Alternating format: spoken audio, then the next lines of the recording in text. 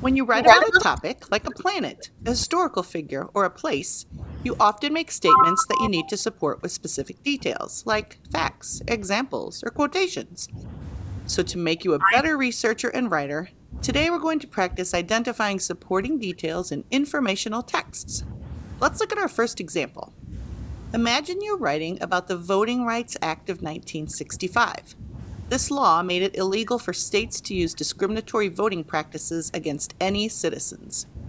Through your research, you've learned that people tried to get the Voting Rights Act struck down by challenging it in court after it was passed.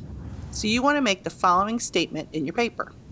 Various legal challenges were brought against the Voting Rights Act in the years immediately following its passage.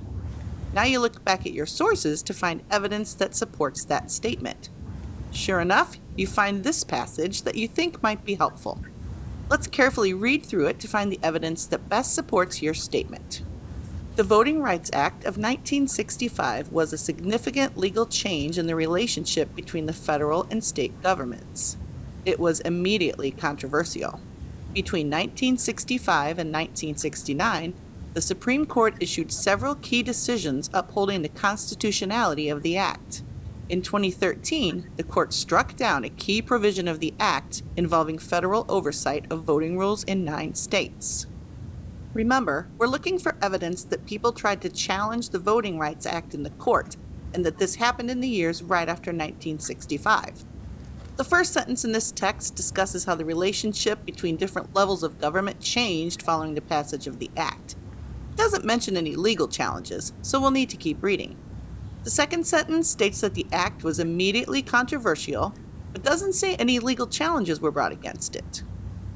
The third sentence explains that the Supreme Court issued several key decisions upholding the constitutionality of the act.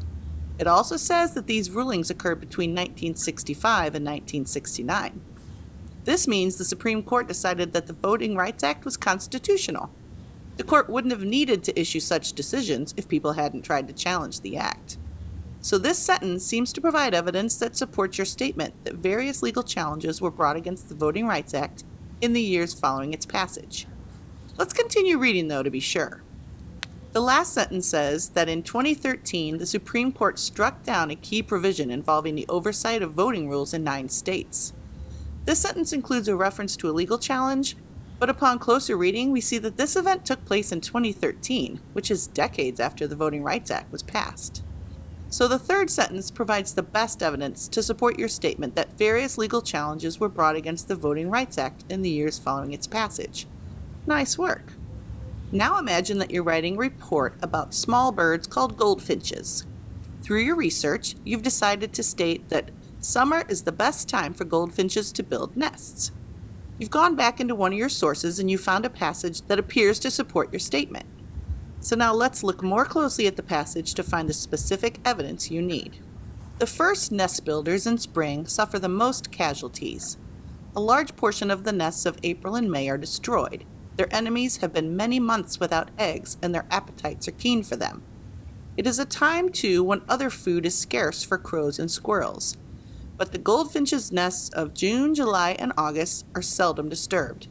This holds true for birds like the cedar bird as well.